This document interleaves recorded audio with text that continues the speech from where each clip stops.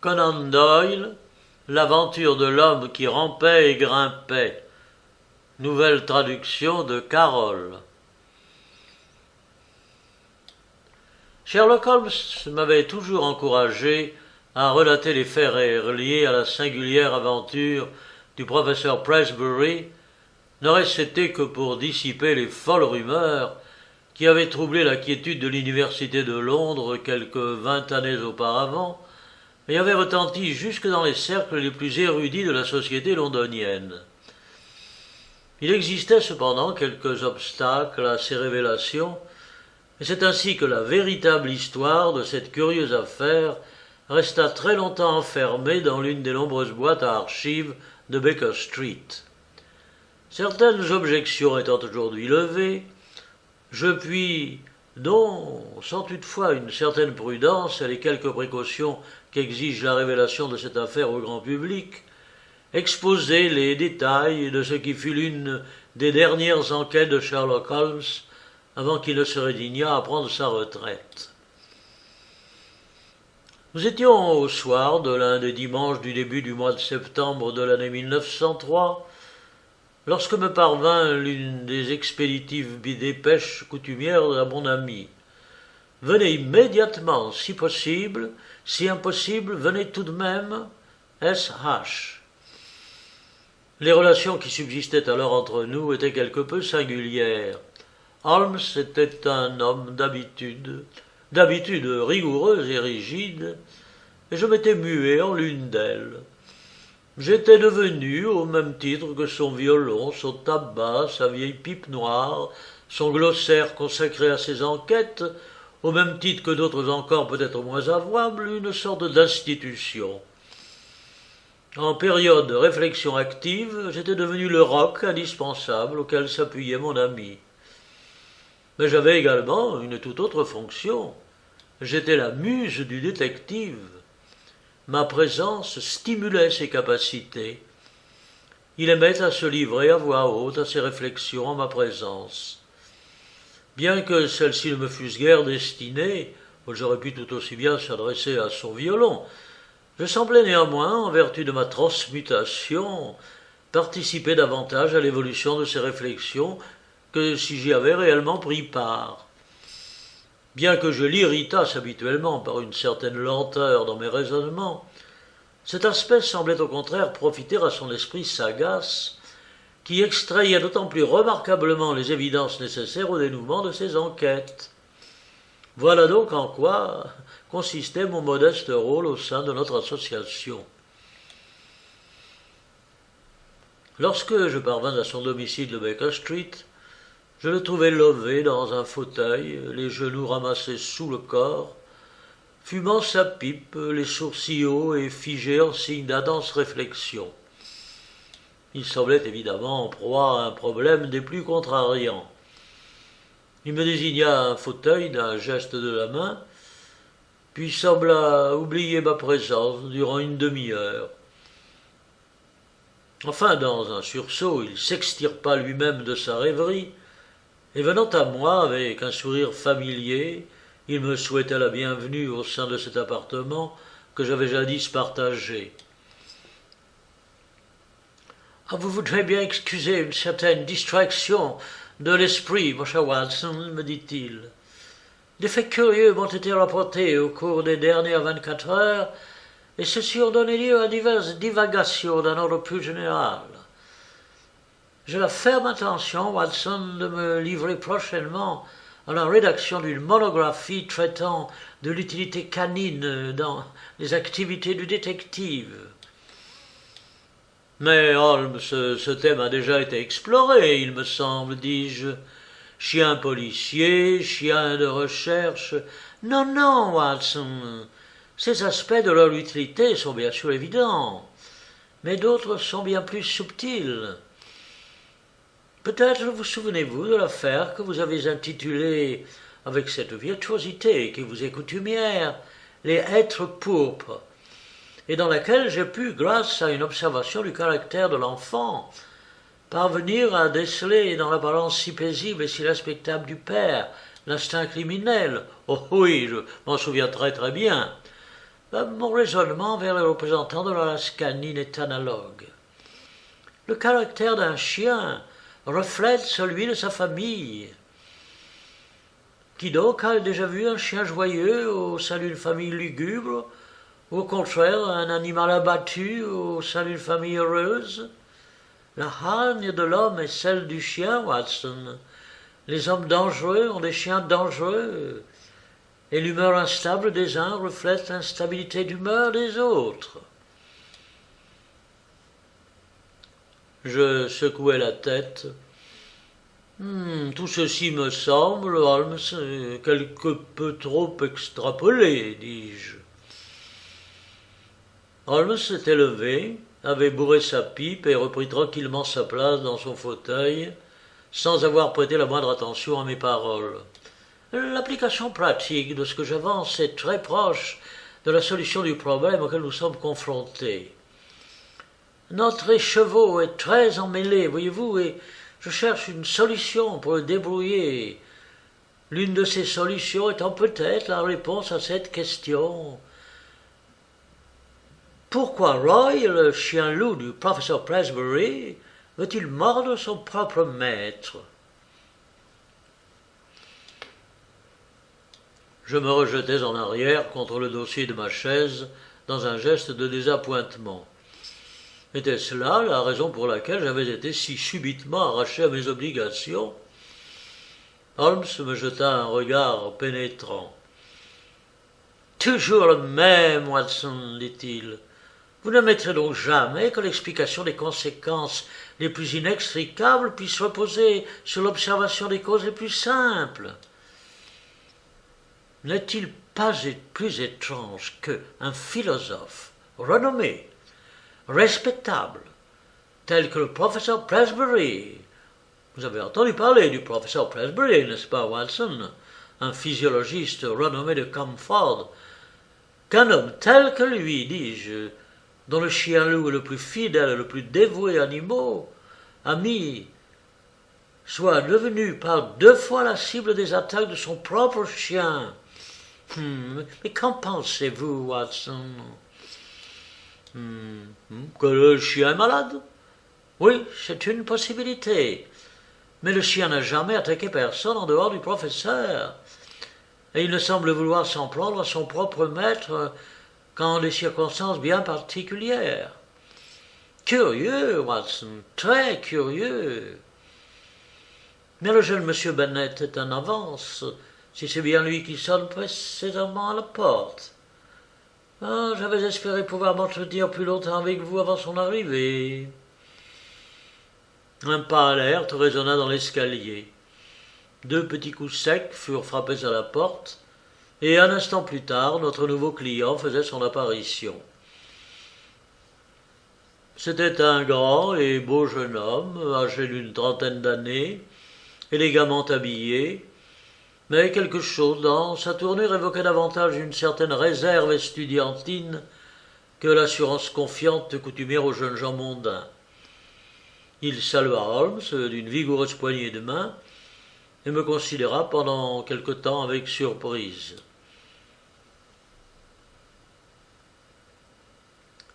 « Cette affaire est des plus délicates, monsieur Holmes, dit-il en s'adressant à mon ami. En vertu des relations, tant d'ordre public que privé, que j'entretiens avec le professeur Presbury, je ne puis décemment pas me permettre d'exposer cette affaire devant une tierce personne. » « Oh, n'ayez crainte, monsieur Bennet.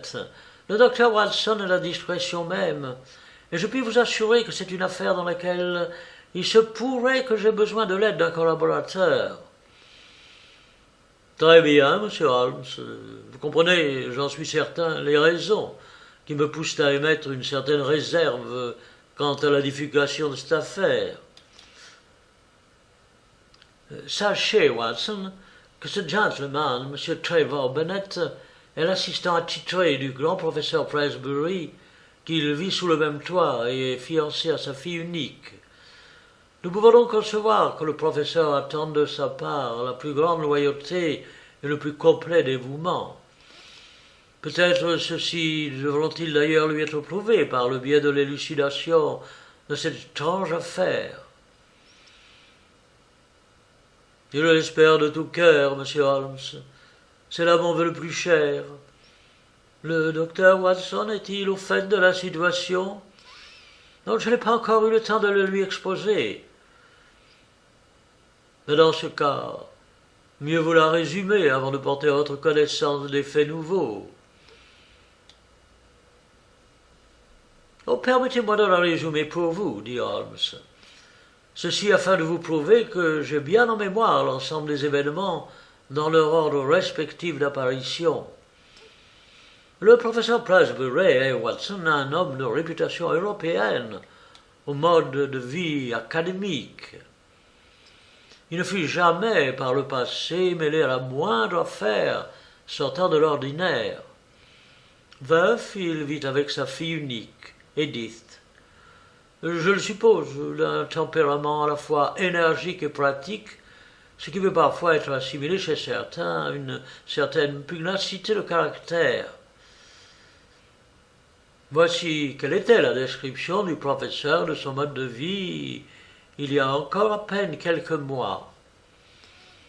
Survint alors un événement inattendu qui vint fortement perturber le cours de son existence. Alors, âgé de 61 ans, il tomba éperdument amoureux de la fille de l'un de ses éminents confrères, le professeur Murphy, enseignant en chaire d'anatomie comparative. Ce n'était pas là, d'après ce que M. Bennet a pu laisser entendre, le choix raisonné convenant à un homme de son âge, mais bien celui lié à l'emportement fougueux d'une jeunesse passée. Il n'aurait pu se montrer plus pressant et exalté à l'égard de cette jeune personne. Celle-ci, de son nom Alice Murphy, était aussi attrayante au physique qu'au mental, ce qui fournissait toutes les excuses du monde aux élans passionnés du professeur, lequel ne se heurta pas néanmoins à quelques objections au sein même de sa propre famille. Oui, nous trouvions cette passion soudaine quelque peu précipitée, dit notre visiteur. Exactement, quelque peu excessive, trop ardente et contraire à l'ordre des choses. La fortune du professeur Pressbury était cependant d'un montant considérable. Le père de la jeune dame ne formula aucune objection à la conclusion de ce mariage. Mais la jeune lady nourrissait pour sa part d'autres espérances, et plusieurs prétendants bien moins reluisants d'un point de vue purement matérialiste, certes, lui apparurent cependant davantage dignes de briguer sa main, car, bien qu'elle semblât s'être accoutumée et accommodée des diverses excentricités du professeur, la différence d'âge qui subsistait entre eux continua de constituer pour elle un obstacle insurmontable. Et ce fut à partir de cet instant que certains faits inhabituels s'insinuèrent dans l'existence routinière du professeur. Il commença à agir d'une manière qui ne lui était pas coutumière. Il disparut tout d'abord subitement de sa demeure, sans avoir au préalable informé son entourage du lieu où il se rendait. Son absence dura 15 jours, et il réapparut en état de fatigue intense, comme au sortir d'un long et pénible voyage. Il ne fit aucune allusion à l'endroit où il avait passé ces 15 jours, bien qu'il se montrât d'ordinaire le moins secret des hommes. Et le hasard voulut que notre client, M. Bennet, ici présent, reçoive une lettre d'un étudiant de Prague, dans laquelle celui-ci évoquait le plaisir qu'il avait eu de rencontrer récemment le professeur Pressbury en ville, regrettant toutefois de n'avoir pu lui parler. Ce fut de cette façon que l'entourage du professeur apprit où il s'était rendu. Venons-en à présent aux événements récents qui préoccupent davantage M. Bennet. À partir de ce jour, certains changements profonds apparurent dans la personnalité du professeur. Il devint secret et méfiant. Les membres de son entourage avaient l'étrange impression qui n'était plus l'homme qu'ils avaient connu jusqu'alors, qu'il agissait sous l'impulsion d'une volonté autre qui annihilait ses capacités propres. Non pas qu'il devint moins brillant intellectuellement, il assurait toujours ses conférences avec la même compétence, mais quelque chose de différent, de sinistre et d'inattendu transparaissait dans ses gestes quotidiens. Sa fille tenta, à force de patience et de dévouement, de restaurer la confiance de leurs anciennes relations, mais en vain. Elle ne put pénétrer le voile dont son père semblait s'être recouvert. Vos tentatives, monsieur, m'ont si bien compris, par rencontrer davantage de succès. Mais à présent, jeune homme, racontez en vos propres termes l'épisode des lettres.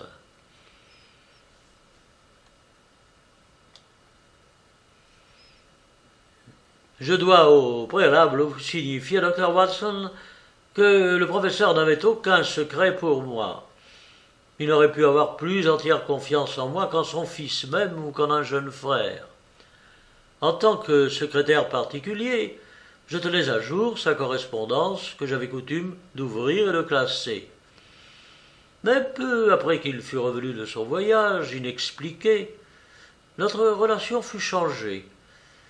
Il m'informa qu'il se pourrait que certaines lettres lui parviennent de Londres et que celle-ci serait marquée d'une croix posée immédiatement sous le timbre. Il m'ordonna de mettre ces enveloppes ainsi marquées de côté à son intention, sans les ouvrir. Plusieurs de ces lettres me parvinrent en effet. Toutes portaient les initiales E, C, et l'adresse de notre demeure y était invariablement inscrite d'une écriture peu assurée. J'ignore si le professeur répondit à ces lettres. Toujours est-il qu'aucune réponse ne passe entre mes mains, ni ne fut déposée dans le bac à courrier d'où toute la correspondance de la maison est expédiée. N'oubliez pas de mentionner l'existence de la boîte, dit Holmes. Ah oui, la boîte. Le professeur rapporta de son voyage une petite boîte en bois qui suggérait qu'il s'était rendu sur le continent, car elle rappelait en effet les anciennes sculptures pratiquées à la mode d'Allemagne. Il la rangea dans l'armoire où il entreposait ses instruments. En cherchant un jour, après une canule, je déplaçai par mégarde la fameuse boîte. Le professeur s'en aperçut et entra à ma grande surprise dans une colère effroyable. Il me reprocha, en des termes frôlant la grossièreté, ma curiosité. C'était la première fois que cela se produisait et j'en fus profondément blessé. Je tentai d'expliquer que c'était par pur accident que j'avais déplacé la boîte, que je n'avais pas examiné le contenu, mais il n'en fut pas, je crois, convaincu, car il ne cessa de m'observer durant le reste de la soirée avec défiance et colère. M. Bennet sortit un petit calepin de sa poche. « Ceci se passait le 2 juillet, dit-il. « Vous êtes réellement un observateur hors pair, s'exclama Holmes. « Les dates que vous avez recensées nous seront certainement très, très utiles. » Mon travail aux côtés du grand professeur Pressbury m'a enseigné, entre autres choses, l'organisation. À compter de l'instant où j'ai commencé à observer quelques faits inhabituels dans les agissements du professeur, j'ai considéré qu'il était de mon devoir de m'en préoccuper. J'ai ainsi noté que ce fut lors de ce même jour, le 2 juillet, que survint la première attaque de Roy à l'encontre de son maître. Celui-ci venait de quitter son bureau et se trouvait dans le hall d'entrée. Une nouvelle attaque de Roy à l'encontre du professeur survint en date du 11 juillet, puis à nouveau en date du 20 juillet. Après cela, il fallut attacher Roy à l'écurie. C'est pourtant un animal des plus dévoués et affectionnés. Pardonnez-moi si je vous ennuie. Cette dernière phrase avait été prononcée par M. Bennet sur un ton de reproche. Il lui était apparu évident que Holmes, le visage figé et les yeux fixés au plafond, ne l'écoutait plus. Mon ami s'arracha non sans effort à sa rêverie. « Étrange, très étrange, murmura-t-il. Ces détails sont nouveaux pour moi, monsieur Bennet. Je crois que nous venons de franchir une première étape. Mais vous parliez d'événements nouveaux. » Le visage de notre visiteur s'assombrit au souvenir d'un événement particulièrement sinistre.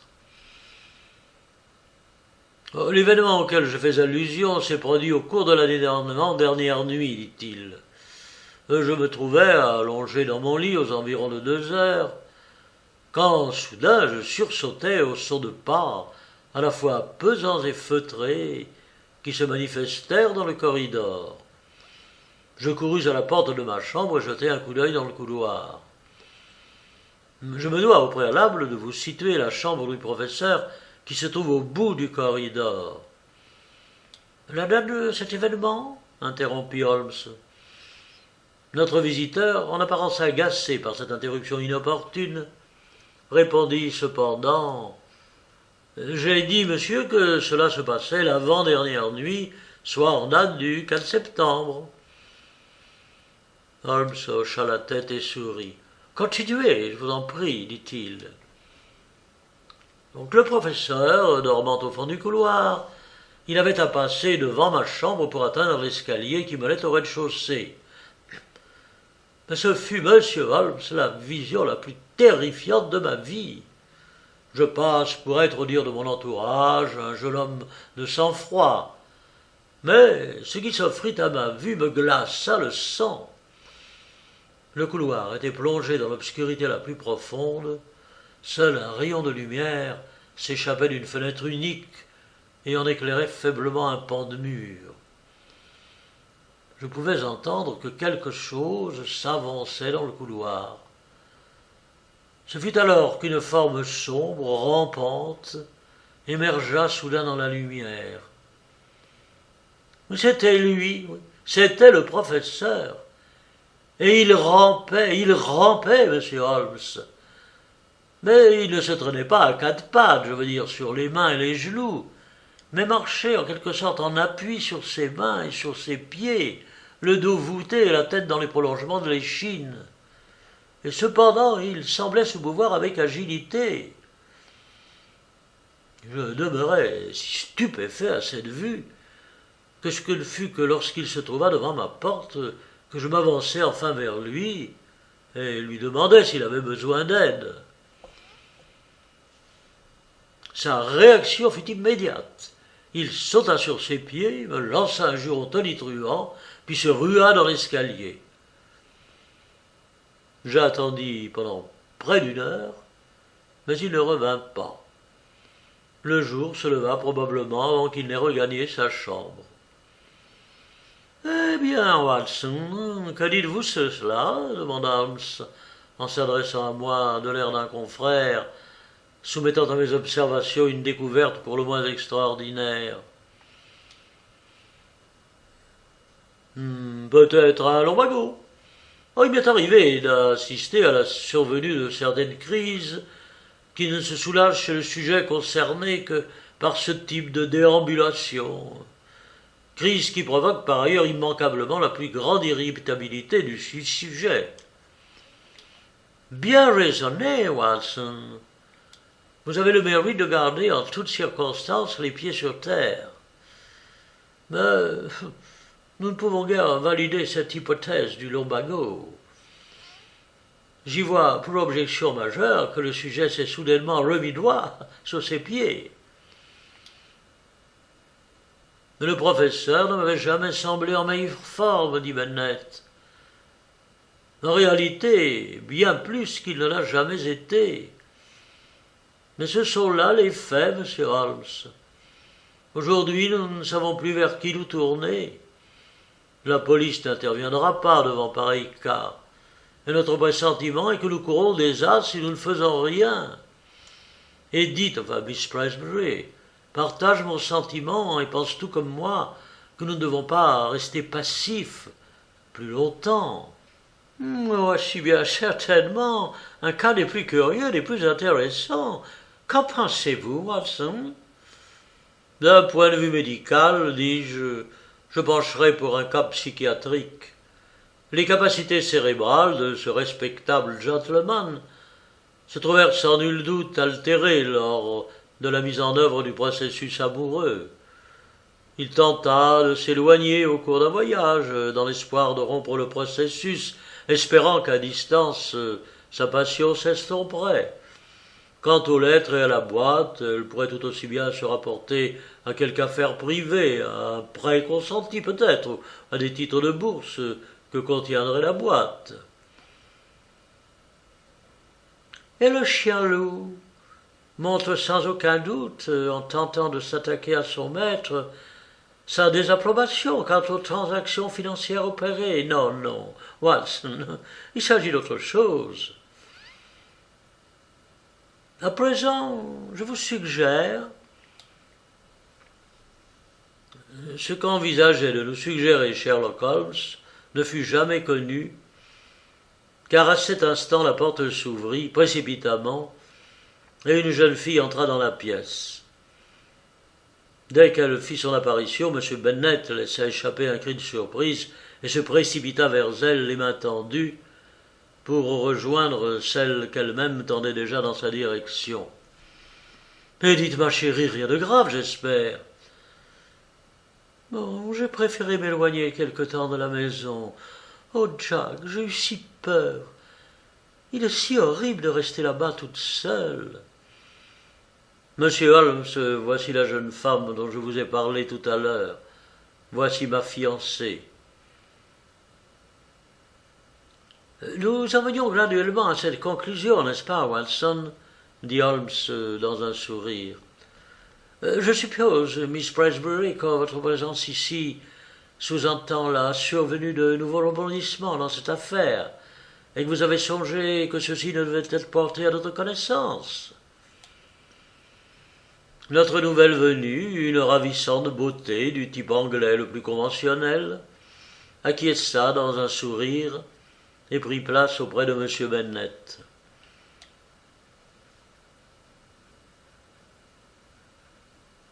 Lorsque je me suis aperçu que M. Bennet avait quitté l'hôtel, j'ai bien songé que je le trouverais probablement ici.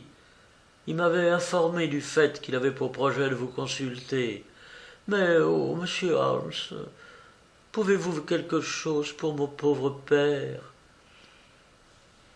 J'en ai l'espoir, Miss Presbury, bien que cette affaire me semble très obscure. Mais peut-être vos révélations l'éclaireront-elles d'un ray de lumière. Cela se passa la nuit dernière, monsieur Holmes. Mon père s'était une nouvelle fois comporté de la façon la plus étrange durant le jour. Je suppose qu'il ne conserve alors aucun souvenir de ses agissements. Mon père, semblant hors de ces épisodes, vivre un rêve éveillé. Mais il en alla de même hier. Je n'avais plus l'impression que ce fût mon père avec lequel je vivais, bien que son enveloppe corporelle se trouvât bien là, devant moi. Son esprit me semblait ailleurs. Décrivez-moi ce qui est arrivé. Eh bien, je fus réveillé dans la nuit par les aboiements furieux du chien. Pauvre Roy, il demeure maintenant enchaîné à l'écurie.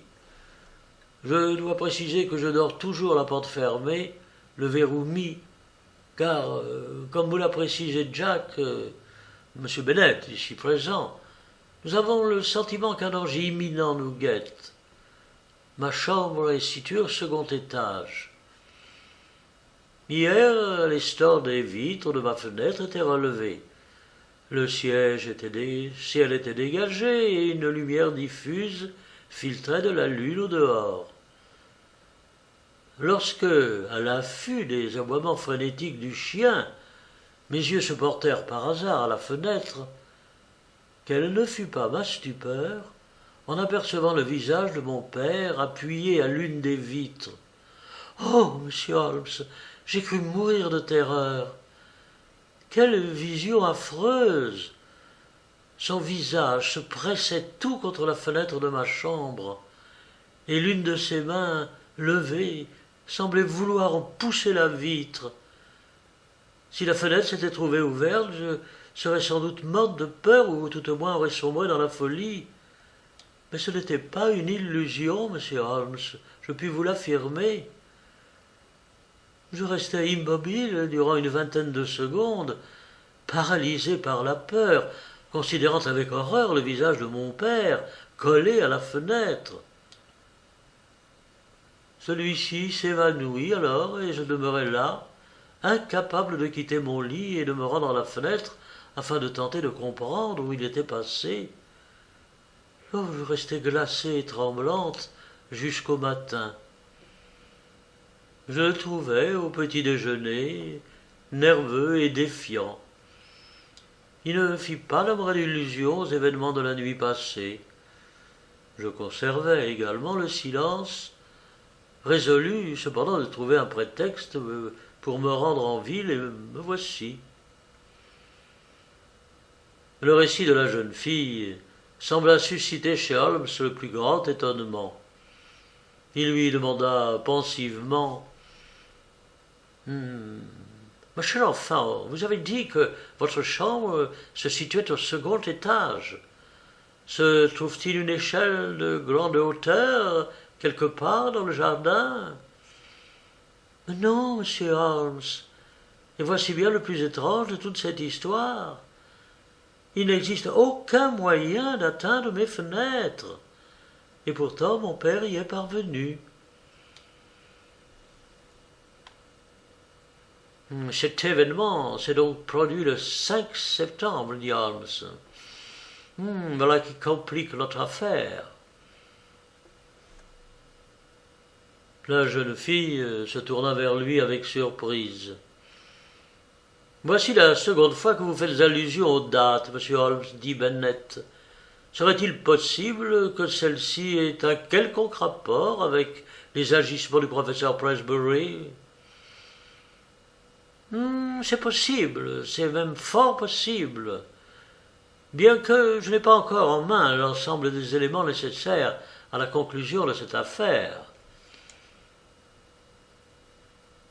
Peut-être songez-vous aux possibles incidences des cycles lunaires sur comportement humain. Non, en réalité ma pensée suit un raisonnement tout autre ordre. Vous serait-il possible de me confier votre calepin pour quelque temps, afin que je puisse en examiner avec soin les dates que vous y avez reportées? À présent, Watson, vous savez ce qu'il nous reste à faire. Il semble à cette jeune fille, et j'ai la plus grande confiance en ses expressions, que son père ne se souvienne pas de l'ensemble de ses agissements à certains moments bien précis. Nous allons mettre à profit ces supposées absences du professeur pour le rencontrer et lui affirmer qu'il nous avait donné rendez-vous durant l'un de ces moments d'égarement de l'esprit. Il mettra sur le compte de ses récents troubles de mémoire cet oubli. Nous pourrons ainsi réexaminer cette affaire à la lumière d'une première analyse de proximité du professeur. Votre idée est excellente, dit M. Bennet. Je me dois cependant de vous avertir. Le professeur est parfois irascible et peut même aller jusqu'à se montrer violent. Holmes sourit. Voilà bien deux raisons qui rendent cette approche nécessaire et pertinente, si mon hypothèse est exacte. À demain, M. Bennet. Vous nous apercevrez très certainement à Camford. Il y a là-bas, si mes souvenirs sont exacts, un hôtel du nom de Shakers, dont la porte est au-dessus de toute, dont le poteau est au-dessus de toute médiocrité et le linge sans reproche. Il me semble, Watson, que les prochains jours s'annoncent pour nous des plus agréables.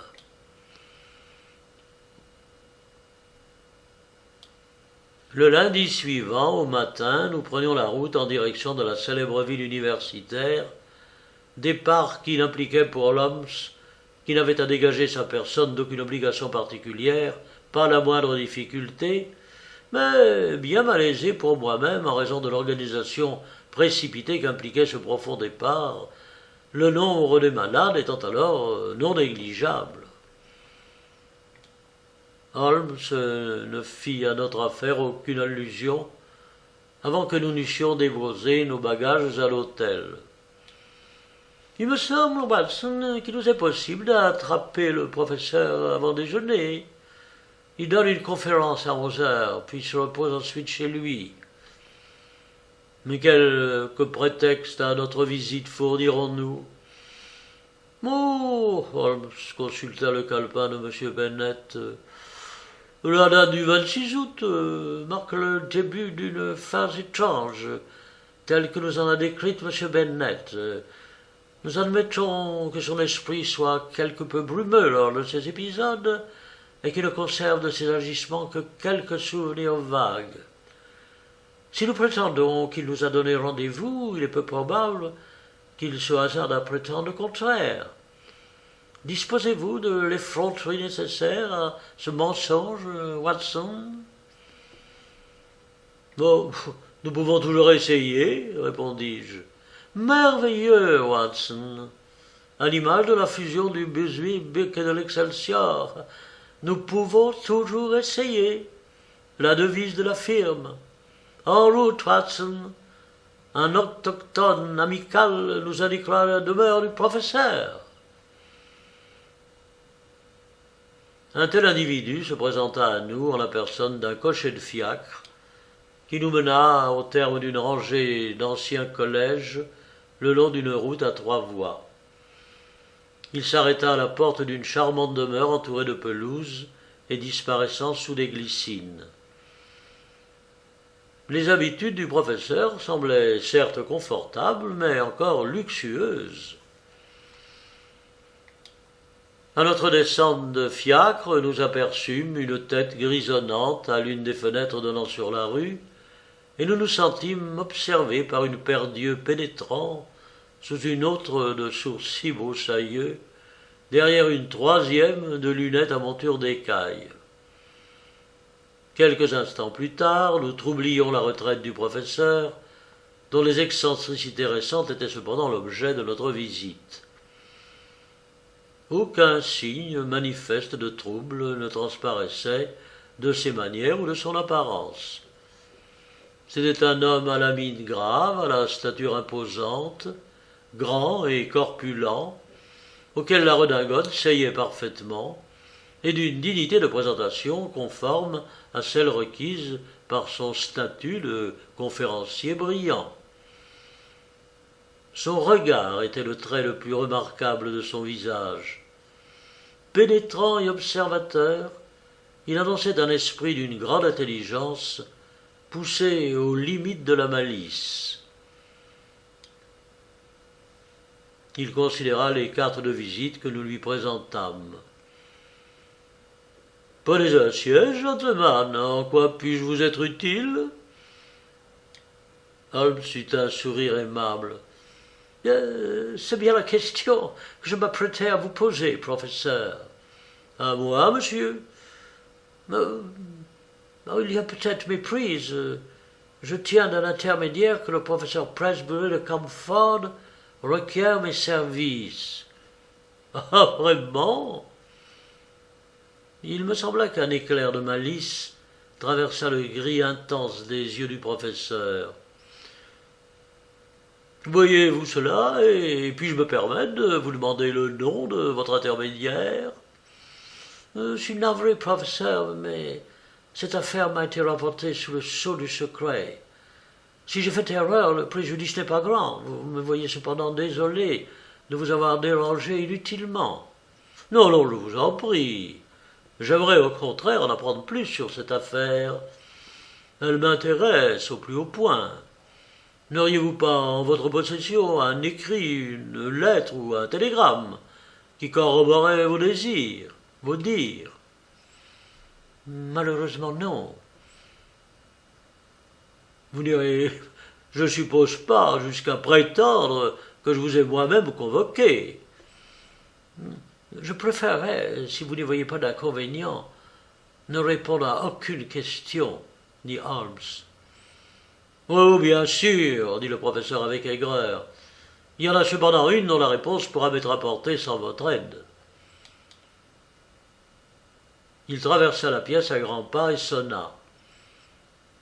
Notre récent visiteur londonien, M. Bennet, parut. « Approchez, M. Bennet. Ces deux gentlemen prétendent m'être envoyés de Londres sous le prétexte qu'on les a convoqués. Vous êtes mon chargé de correspondance. Avez-vous eu vent de la moindre note adressée à une personne du nom de Holmes ?»« Non, monsieur, » dit Bennet en rougissant. « Ben voilà qui est concluant, » dit le professeur, en toisant son secrétaire avec irritation. « À présent, monsieur Holmes, dit-il en avançant le buste, les deux mains posées sur la table, il me semble que vous n'êtes désormais plus en position de vous soustraire à mes questions. » Holmes haussa les épaules. « Je ne puis que vous réitérer mes excuses pour vous avoir dérangé inutilement. »« Oh, ce serait bien trop facile, monsieur Holmes !» s'écria le vieux gentleman d'une voix haut perchée, les traits animés d'une fureur malveillante. Il s'interposa entre nous et la porte, agitant furieusement les bras dans notre direction, sous l'emprise d'une colère qu'il ne contenait qu'avec peine. « Vous ne vous en tirerez pas aussi facilement !» Ses traits convulsés, ses tics, son bafouillage attestaient de sa rage. Je reste convaincu que nous aurions eu à lui livrer bataille pour nous extraire de la pièce si M. Bennet n'était pas intervenu. « Mon cher professeur, s'interposa-t-il, ayez égard à votre position. Gardez-vous de provoquer un scandale au sein de l'université. Monsieur Holmes est une personnalité, et vous ne pouvez vous permettre de le traiter d'une manière aussi cavalière. » Notre hôte, c'est ainsi qu'il convient de l'appeler, libéra maussadement le passage. Nous ne fûmes pas fâchés de nous retrouver à l'air libre, dans la quiétude toute relative de l'avenue à trois voies. Holmes semblait fort amusé par cet épisode. « Les nerfs de notre savant professeur me semblent quelque peu mis à l'épreuve, dit-il. Sans doute le prétexte de notre intrusion était-il un peu naïf, mais nous avons cependant pu l'approcher en personne, ce qui était si nécessaire. Mais ma parole, il nous poursuit. Le forcené est à nos trousses, Watson. » Un bruit de pas précipité résonnait sur nos talons. Ce ne fut par chance pas le terrible professeur, mais son assistant, qui parut au coin de l'avenue. Il s'arrêta haletant à notre hauteur. « Oh, je suis désolé, monsieur Holmes, je vous prie d'accepter mes excuses. »« Mais nul besoin d'excuses, mon cher monsieur. Ce sont là les risques du métier. Je ne l'ai jamais vu de si méchante humeur. Il devient plus terrible de jour en jour. Peut-être comprenez-vous à présent pourquoi sa propre fille et moi-même sommes inquiets. Et ce, d'autant plus que son esprit ne paraît nullement affecté. »« Pas le moins du monde, en effet, » s'exclama Holmes. « Je me suis fourvoyé en ce sens. La fidélité de sa mémoire est bien plus grande que je ne l'aurais soupçonné. À propos, pourrions-nous, avant que de nous éloigner, apercevoir la fenêtre de la chambre de Miss Presbury ?» M. Bennet nous fraya un chemin parmi les arbustes et nous guida jusqu'à nous puissions apercevoir la façade de la maison sur laquelle donnait la chambre de la jeune fille. « Bien la voici, la seconde fenêtre sur la gauche, au deuxième étage. »« Mais, par ma pipe, elle me semble des plus inaccessibles. Et pourtant, les plantes pourraient bien former un treillage escaladable et la gouttière fournir un appui pour les pieds. »« Je ne saurais y grimper moi-même, dit M. Bennet. »« Oui, je vous l'accorde. Ceci constituerait un exploit des plus dangereux pour un homme ordinaire. Il y a autre chose que je souhaiterais vous confier, monsieur Holmes. J'ai en ma possession l'adresse à Londres du mystérieux correspondant du professeur Presbury. Le professeur semble lui avoir répondu dans la matinée. J'ai recopié l'adresse qui s'est imprimée sur son papier buvard.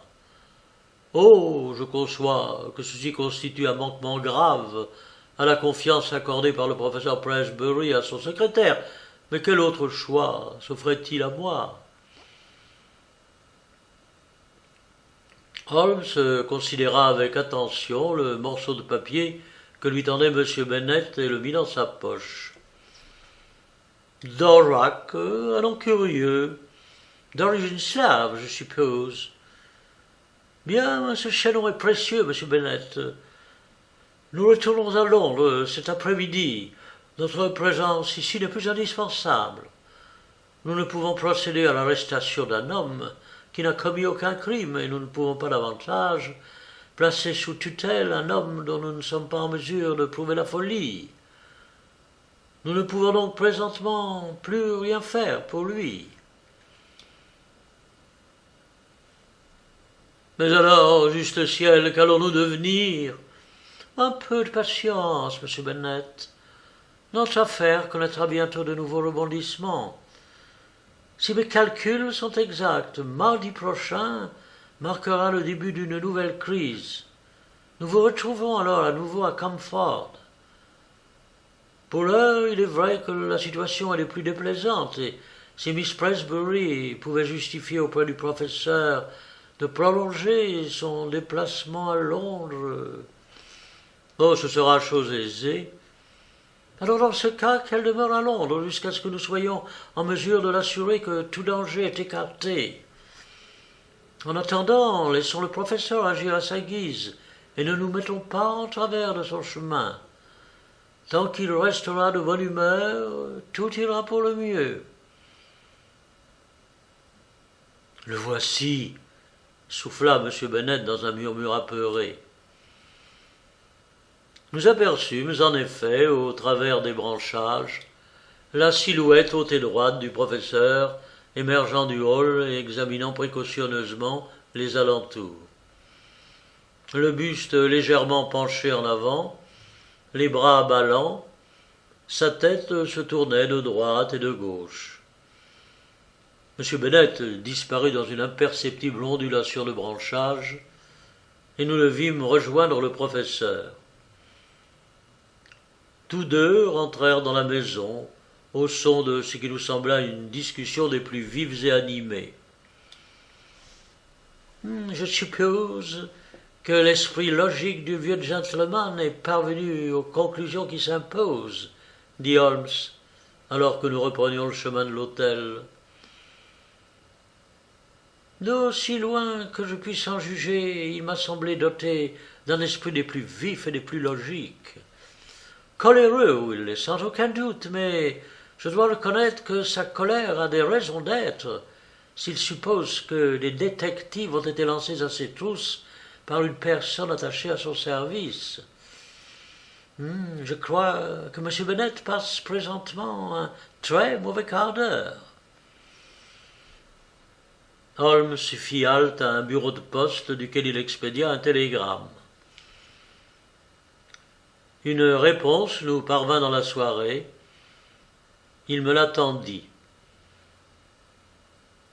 Me suis rendu Commercial Road et ai vu Dvorak, individu affable, tchèque, âgé, tient un commerce de moyenne taille, signé Mercer. « Je connais Mercer de longue date, » dit Holmes. « Il est mon homme de confiance pour tout ce qui touche aux détails de routine de mes enquêtes. Il était impératif que nous nous procurions quelques renseignements sur l'homme avec lequel le professeur correspond secrètement. Ses origines nous renvoient au mystérieux voyage du professeur Presbury à Prague. » Dieu merci, voici enfin une chose qui nous renvoie à une autre, dis-je. Pour l'heure, il me semble que nous nous trouvons face à une longue série d'événements inexplicables n'ayant pas le moindre rapport les uns avec les autres. Par exemple, quel pourrait bien être ce qui existerait entre un chien-loup hardieux, une visite à un commerçant tchèque et les excentricités d'un homme rampant dans les couloirs à la nuit tombée. Quant à vos dates, Holmes, elles constituent sans aucun doute la plus grande mystification du siècle. Holmes sourit et se frotta les mains. Nous nous trouvions attablés dans l'antique salon de l'hôtel Chequers, devant une bouteille de Porto dont Holmes avait précédemment eu l'occasion de vanter les mérites. Bien, mais examinons ces dates, si vous le voulez bien, Watson, dit-il en croisant les doigts, et tel un conférencier s'apprêtant à haranguer son auditoire. Le calepin de ce consciencieux jeune homme situe l'apparition des premiers troubles en date du 2 juin. Et à partir de cette date, 9 jours semblent s'être, à l'exception d'une fois, invariablement écoulés avant que ne surviennent de nouveaux épisodes. Les derniers incidents se sont produits le vendredi passé, soit le 3 septembre, exactement 9 jours après ceux du 26 août qui les avaient immédiatement précédés. Tout ceci n'est pas qu'une simple coïncidence. Je fus forcé d'acquiescer. Permettons-nous alors de former l'hypothèse d'une prise par le professeur tous les 9 jours d'une substance d'une grande puissance aux effets hautement toxiques mais passagers. Son caractère impulsif se trouve exacerbé par la prise de cette substance. Il a appris à l'ingérer lors de son voyage à Prague, et c'est à présent son intermédiaire tchèque de Londres qui la lui fournit. Élémentaire, mon cher Watson. Mais le chien, le visage à la fenêtre, le professeur rampant la nuit dans le corridor. Oui, eh bien nous n'en sommes qu'à nos premières déductions. Je ne m'attends à aucun nouvel élément susceptible de faire avancer notre enquête avant mardi prochain.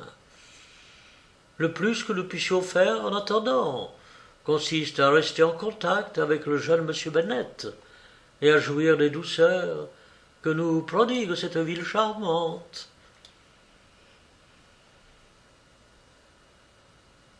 Nous retrouvâmes M. Bennet au matin qui nous remit son dernier rapport. Comme l'avait supposé Holmes, les instants qu'il venait de passer avec le professeur n'avaient pas été pour lui de tout repos.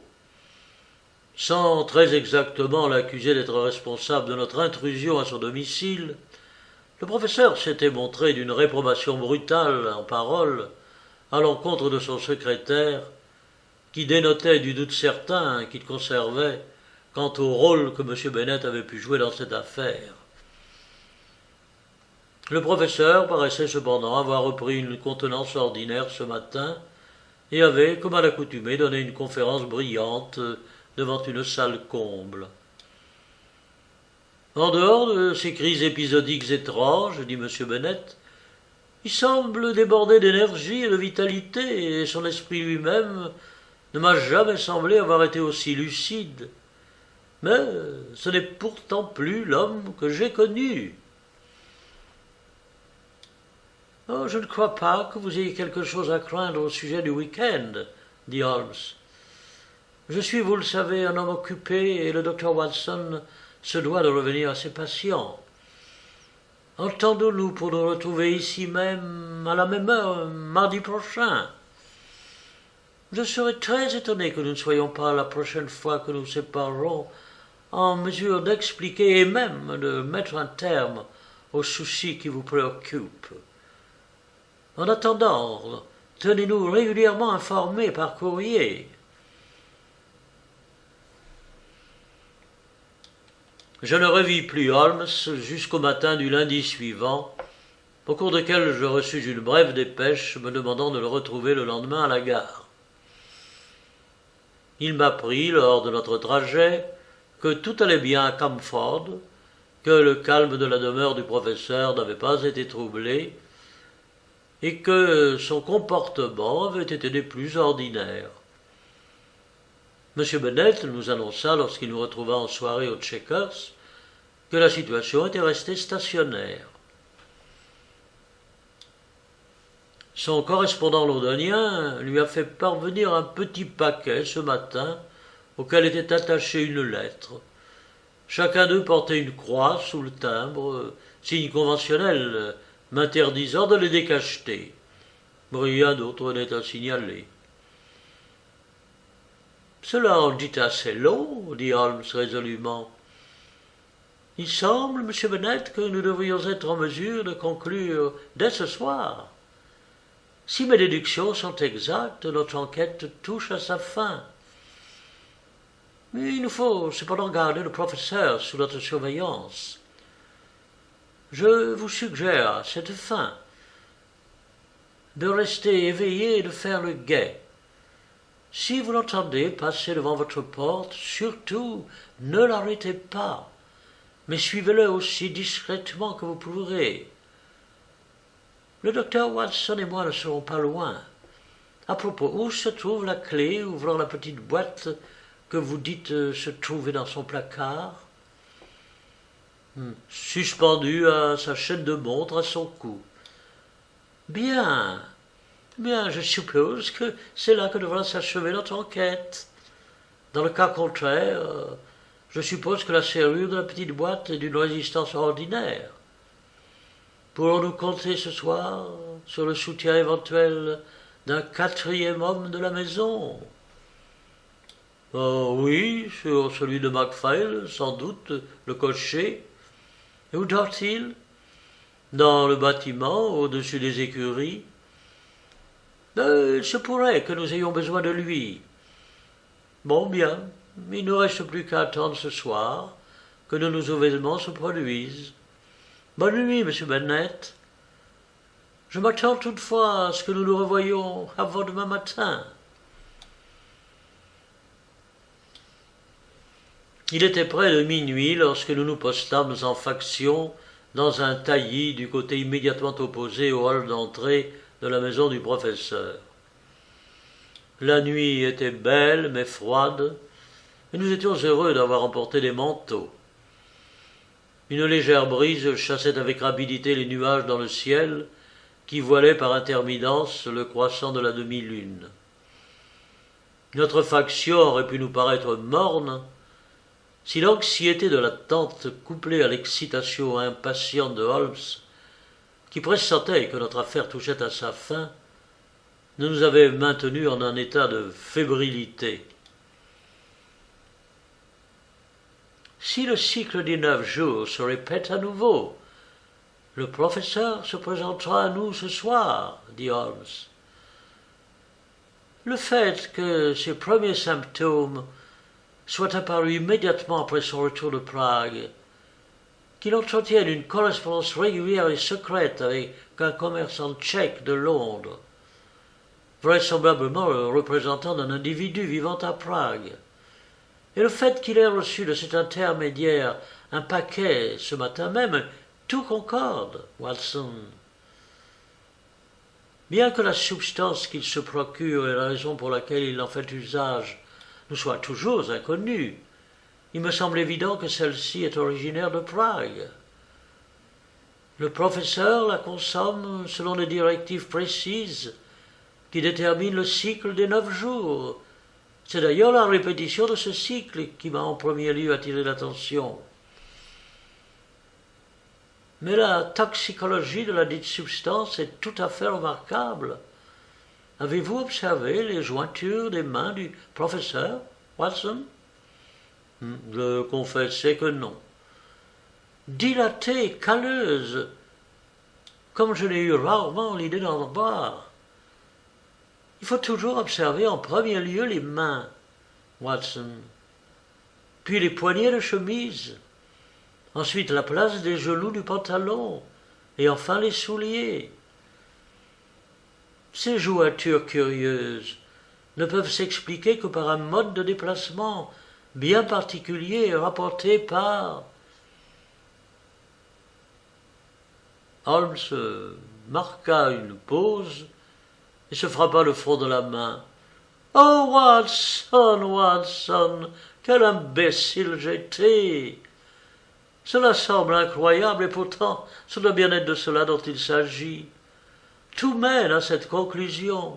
Mais comment ai-je pu omettre une telle évidence? Ces jointures. Comment ne pas avoir conclu immédiatement en apercevant ces jointures? Et le chien, et le treillage formé par les plantes. Oh, le temps est venu que je me retire dans le petit cottage de mes rêves. Regardez, Watson, le voici. Nous allons avoir la chance d'être les témoins privilégiés de cette scène. La porte du hall d'entrée s'était ouverte avec précaution, et nous vîmes apparaître la haute silhouette du professeur Presbury. Il était vêtu de sa robe de chambre, et se tenait sur le seuil, le buste légèrement incliné vers l'avant, les bras ballants, tels que nous avions aperçus au terme de notre dernière visite. Alors qu'il s'engageait dans le sentier menant aux écuries, un changement extraordinaire se produisit. Il plongea en une curieuse posture à ras du sol et commença un déplacement ponctué de petits bonds en appui sur ses mains et pieds, agile et débordant de vitalité. Il longea la façade de la demeure et disparut à l'angle. Bennet apparut alors, le suivant précautionneusement. « Venez, Watson, venez !» souffla Holmes, et nous nous faufilâmes le long des buissons le plus silencieusement possible, jusqu'à un endroit où nous pouvions apercevoir la façade opposée du bâtiment, sur laquelle le croissant de demi-lune projetait une douce lumière. Nous aperçûmes distinctement la silhouette du professeur, accroupi au pied d'un mur couvert de feuillage. Soudain, il commença à l'escalader avec une agilité déconcertante. Il bondissait littéralement de branche en branche, sûr de ses prises, agrippant le treillage avec confiance et semblant y prendre un plaisir dénué de toute motivation concrète. Les pas de sa robe de chambre, voltant de part et d'autre de son corps, lui conféraient l'aspect d'une étrange chauve-souris, aux prises avec le treillage de sa propre maison, imposante masse sombre tapie au flanc du mur, faiblement éclairée par la lune. Puis, lassé de ce divertissement, il se laissa glisser de branche en branche pour regagner le sol, sur lequel il se retrouva dans sa position première, en appui sur ses mains et pieds, et se mua en direction de l'écurie. Le chien-loup était aux aguets.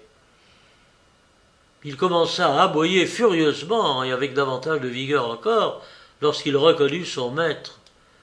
Il tirait sur sa chaîne et bondissait de fureur. Le professeur s'arrêta à quelques mètres de distance de son chien et commença à en exciter les aboiements et la fureur par tous les moyens possibles. Il recueillait du sentier des poignées de terre qui lui jetaient à pleines mains, le poussait d'une trique qu'il avait ramassée, faisait mine de donner une chiquenaude à quelques centimètres de la gueule béante, et usait de toutes les malices possibles afin d'accroître la fureur de l'animal qui n'était désormais plus du domaine du contrôlable.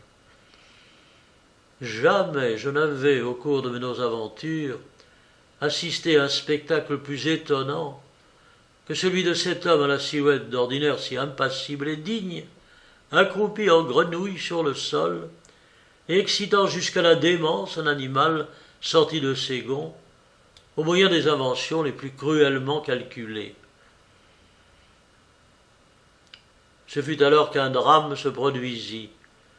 Ce ne fut pas la chaîne qui rompit, mais bien le collier, qui ayant été fabriqué aux mesures d'un Terre-Neuve, libéra le chien-loup. Nous entendîmes un léger cliquetis de métal sur le sol, et un instant plus tard, l'homme et la bête roulaient furieusement à terre, tous deux hurlant, l'un de rage et l'autre de terreur. Nous nous ruâmes en avant, mais avant même que nous ayons pu séparer les combattants, un cri strident proféré d'une voix de faussaire retentit. Le chien loup était parvenu à planter ses crocs dans la gorge de son maître, lequel avait immédiatement perdu connaissance. Les conséquences de notre intervention elle-même auraient pu s'avérer funestes si la voix de Bennett accourant n'avait immédiatement apaisé la fureur du chien. Le tapage avait tiré un somnolent Macphail de son sommeil. « Cela ne m'étonne pas, dit-il en secouant la tête. J'avais déjà interrompu pareille scène auparavant. Je savais bien que le chien finirait par se venger. »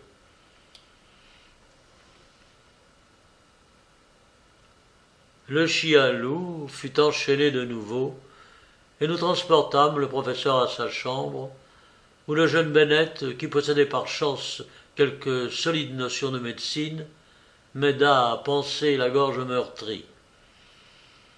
Les crocs acérés avaient dangereusement frôlé l'artère carotide, et l'hémorragie était sérieuse.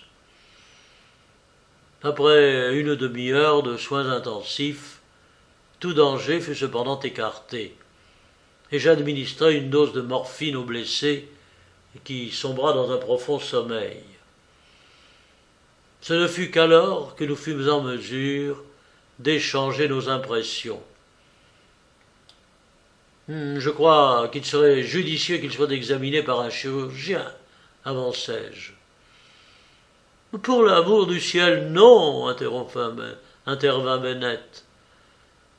Ce scandale n'a malheureusement pas franchi les murs de notre demeure. Nous devons nous porter garant de ce secret. Si nous ébruitons cette affaire, Dieu sait quand nous cesserons d'en entendre parler. Par égard pour la position du professeur Pressbury au sein de l'université, par égard pour sa réputation européenne, par égard pour sa fille, n'en dites rien. Très bien, dit Holmes. Il me semble possible de garder secret ces événements et d'empêcher qu'ils se reproduisent, si toutefois vous me permettez d'agir. La clé de la chaîne de montre, je vous prie, M. Bennett. Macphail, veuillez veiller le blessé et nous avertir de la moindre évolution dans son état de santé. Allons voir ce que nous révélera la mystérieuse petite boîte du professeur.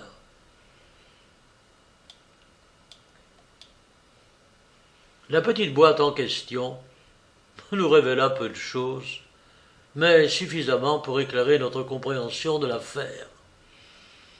Elle renfermait une première fiole vide, une seconde à moitié pleine, une petite seringue ainsi que plusieurs lettres d'une écriture étrangère et malaisée, dont les marques de reconnaissance apposées sur les enveloppes avaient interdit l'ouverture par le consciencieux secrétaire.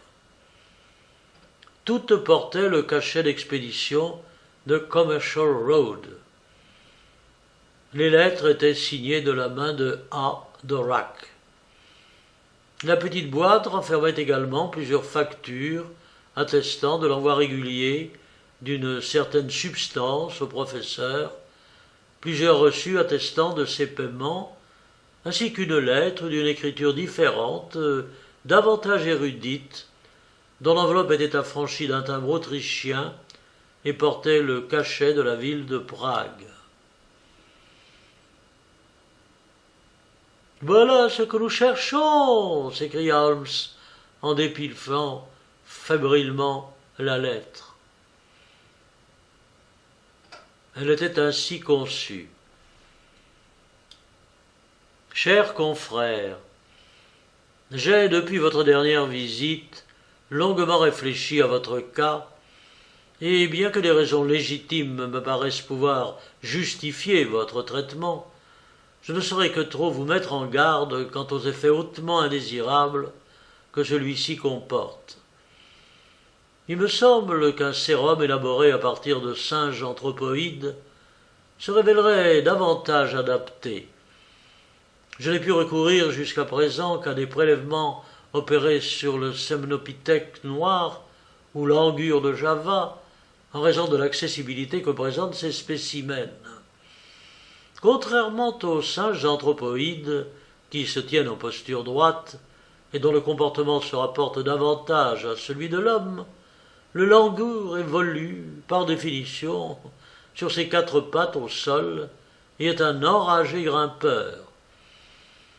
Je ne saurais que trop solliciter de votre part la plus grande précaution afin qu'aucune information prématurée ne soit dévoilée quant à ces recherches et à leurs conclusions actuelles. Un seul autre sujet suit actuellement en dehors de nous-mêmes, en Angleterre, ce traitement. Dvorak est également son intermédiaire. Je vous prie de bien vouloir procéder à la rédaction de rapports hebdomadaires que vous transmettrez à Dvorak. Recevez, chers confrères, l'expression de ma considération respectueuse, H. Lowenstein.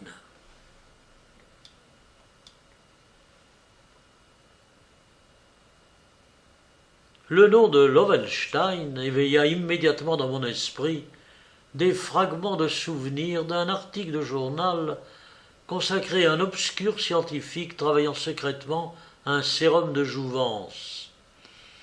Lowenstein de Prague. Lowenstein et son sérum décuplant la force physique, banni de la profession pour avoir refusé d'en dire davantage sur ses recherches. Je rapportai en quelques mots ce dont je me souvenais. Bennett saisit un manuel de zoologie qui trônait sur une étagère. Le langur, dit-il, singe noir peuplant les montagnes himalayennes, le plus grand, le plus anthropoïde des singes grimpeurs. Un certain nombre de détails sont rapportés. Oh bien, mais grâce à vous, monsieur Holmes, il semble que le mal ait pu être débusqué à sa source. Sa véritable source, ajouta Holmes, dans la passion inopportune du professeur pour la jeune dame, objet de ses vœux. Notre impétueux professeur crut entrevoir dans un possible rajeunissement la solution à ses maux. Il crut pouvoir prétendre à la main de la jeune dame en redevenant un jeune homme jeune. Mais la nature ne tolère aucune force contraire à la sienne. L'espèce la plus évoluée n'est pas à l'abri de ses propres déchéances si elle tente à faire un mauvais usage de ses dons. Il considéra pendant quelque temps la seconde petite fiole et le liquide qu'elle contenait encore. J'ai l'intention d'écrire à Lowenstein une lettre très explicite dans laquelle je déclarerai le tenir pour personnellement responsable de la mise en circulation sur le marché d'une substance hautement toxique. Je suppose que ceci aura un impact certain sur ses agissements pendant un certain temps. Mais une récidive ne sera pas à exclure. D'autres exploreront peut-être de nouvelles possibilités. La menace est réelle. Elle menace l'humanité tout entière. Supposez, Watson, qu'au matériel, au corporel, au terrestre, soit offerte la possibilité de prolonger leur existence. Mais qu'adviendrait-il du cérébral? Mais ce serait l'avènement de toutes les décadences. Qu'adviendrait-il alors de notre pauvre monde?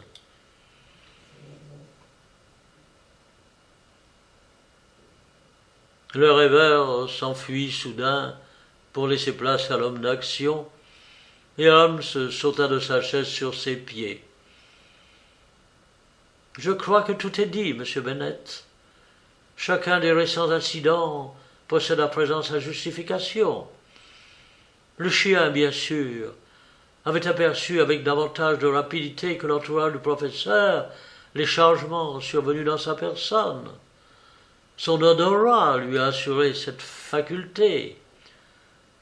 C'était le singe et non le professeur que Roy attaquait, et c'était également le singe et non le professeur qui assaillait Roy. Le fait de grimper représentait pour la créature une conduite instinctive, et ce fut, je crois, le pur hasard qui amena le professeur à la fenêtre de sa fille. Allez, un train repart bientôt pour Londres, Watson. Nous aurons juste le temps d'une tasse de thé au Shakers.